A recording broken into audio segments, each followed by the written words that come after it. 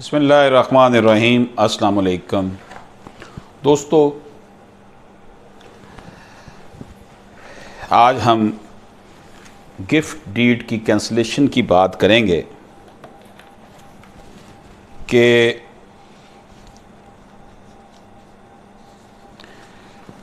Supreme court observed that question of limitation had been resolved by the trial court in a legal manner.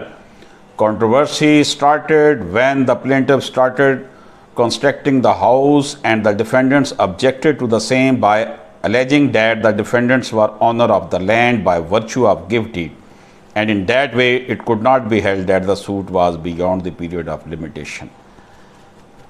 Limitation in case of fraud started from the date of knowledge of the fraud. دیکھیں، جب آپ کو fraud کا پتہ چلا تب ہی آپ کی لمیٹیشن ہوگی شروع۔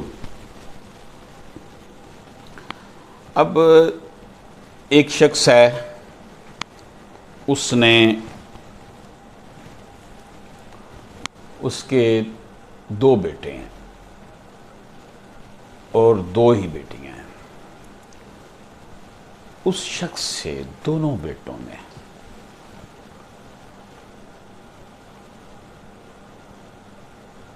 اس کو انفلوئنس کر کے، پریشرائز کر کے اور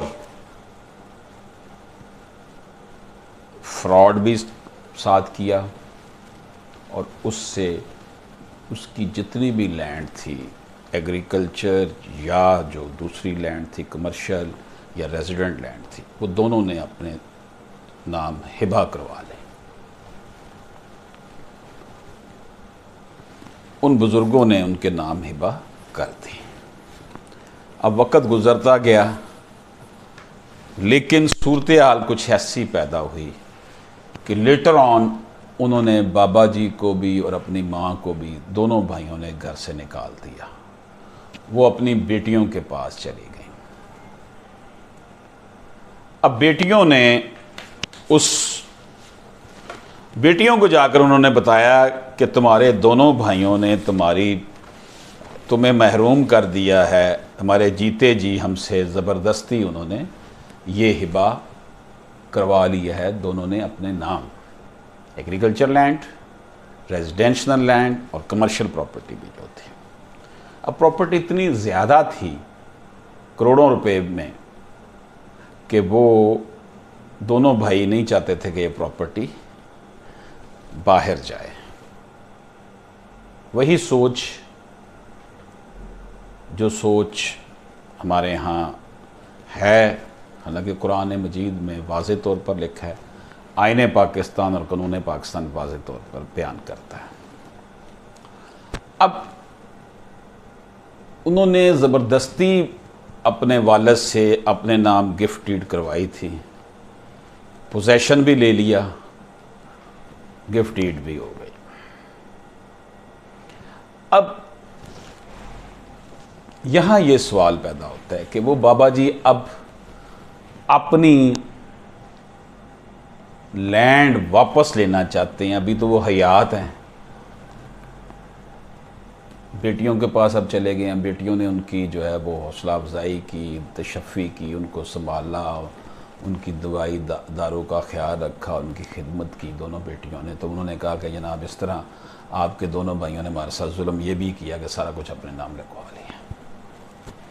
اب اس کے لیے پہلی بات تو یہ ہے کہ انڈیو انفلوئنس، مس ریپریزنٹیشن، کوئرشن یا فراڈ کے ذریعے جو بھی کانٹریکٹ ہو، خواہ وہ ہبہ ہی ہے، وہ ویلڈ نہیں ہوتا۔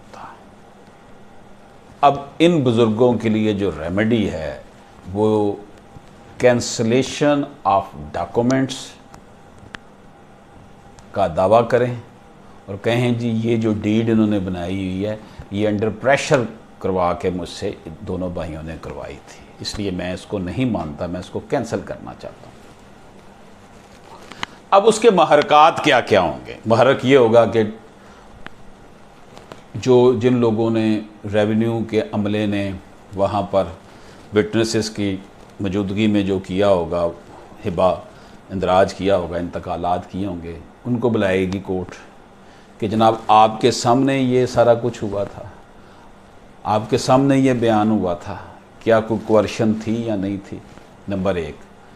نمبر دو، وہاں پر یہ بات دیکھی جائے گی کہ ریونیو کے عملے کے اوپر لازم ہوتا ہے کہ جب میوٹیشن اس طرح کی کوئی کی جا رہی ہو، ہبا کی صورت میں، تملیک کی صورت میں، انہیریٹنس کی صورت میں، تو وہ پھر تمام جو اس بندے کی اولاد ہوتی ہے اس کو نوٹسز جاری کر کے بلاتی ہے کہ یہ ایکٹ ہونے لگا ہے، آپ اس سے بتائیں۔ تو کیا یہ ایکٹ کیا گیا؟ یہ تو کیا ہی نہیں جاتا۔ ریونیو کا عملہ بہت زیادہ مسائل پیدا کرتا ہے، یہ پٹواری، گرداور اور تحصیلدار، جہنم کی آگ سے یہ جو ہے نا وہ ان کا پیٹ بھرے گی۔ تو یہاں آ کر ان بزرگوں کا کیس سٹرانگ ہو جاتا ہے، اور جب یہ پروو ہو جائے کہ وہاں پر بابا جی کے اوپر انفلوئنس بھی تھا، جو وٹنسز پیش کیے گئے وہ بھی جھوٹے ہیں، وہ اس کے ساتھ ہی ملے ہوئے تھے، اور بابا جی نے جب وہ کیا اس وقت وہ انتہائی نحیف تھے، 80 سال کی ان کی عمر تھی جب انہوں نے یہ ہبا کیا، اور اس کے ساتھ ساتھ نوٹسز ایشو کر کے دوسرے جو حصے دار بن سکتے تھے متوقع ان کو بھی نہیں بلایا گیا، تو یہ ہبا نل اینڈ وائٹ ہو جاتا ہے۔ It is the thing. اس لیے ایک بات کلیئر ہونی چاہیے کہ ہم لوگ یہ سوچتے ہیں جی رجسٹری ہو گئی ہے اب تو وہ اس کا کچھ بھی نہیں ہو سکتا، ایسی کوئی بات نہیں۔ ایسا کوئی انسٹرومنٹ، کوئی رجسٹری، کوئی ڈیٹ، کوئی انتقال، کوئی ہبا، کوئی گفٹ، کوئی تملیک، کوئی بیع، کوئی دستبرداری نامہ، اگر اس کے پیچھے کوئرشن ہے، انڈیو انفلوئنس ہے، مس ریپریزنٹیشن ہے، فراڈ ہے، دھوکہ دہی ہے، دھونس ہے۔ میں نے تو یہ بھی دیکھا ہے کہ یہاں پر بھائی بہن کو کہہ رہا ہے کہ اگر تم وراثتی حصہ لینے کے لیے کورٹ میں گئی تو میں تمہارے بچے مار دوں گا۔ میں نے پھر اس بیٹی کو کہا کہ اسے پوچھا آج تک تم نے کتنے بندے مارے ہیں؟ قطعاً ایسی بات نہیں ہے، گیدڑ بھبکیاں ہوتی ہیں۔ ان لوگوں نے کلمہ تو پڑھ لیا ہے لیکن کلمے کا جو ہے وہ مان نہیں رکھا، دین کے اندر پورے کے پورے داخل نہیں ہوئے۔ ہم اپنے حق کے لیے تو بڑا شور مچاتے ہیں، بڑی تعویلیں گھڑتے ہیں، لیکن جب معاملات کی بات آتی ہے، کچھ ڈیلیور کرنے کی بات آتی ہے، دینے کی بات ہوتی ہے، تو پھر ہم چیخنا چلانا شروع کر دیتے ہیں۔